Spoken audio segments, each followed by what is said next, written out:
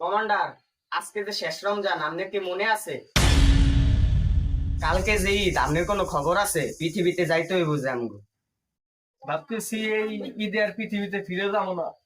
এই জায়গায় আজাব পাইতেছি, এই আজাবও অনেক ভালো এর থেকে। মানুষ যেইভাবে শয়তানি শিখছে, বুঝছো, মানুষের ভিতরে তো আমাকে পুরো লেভেল ঢুকে গেছে, 20 Pro Max। এখন পৃথিবীতে যায় কি করবো?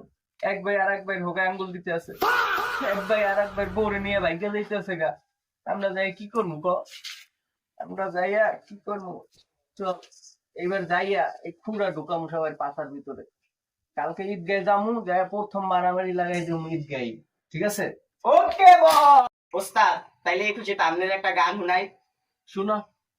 এক পান বানা রসওয়ালা।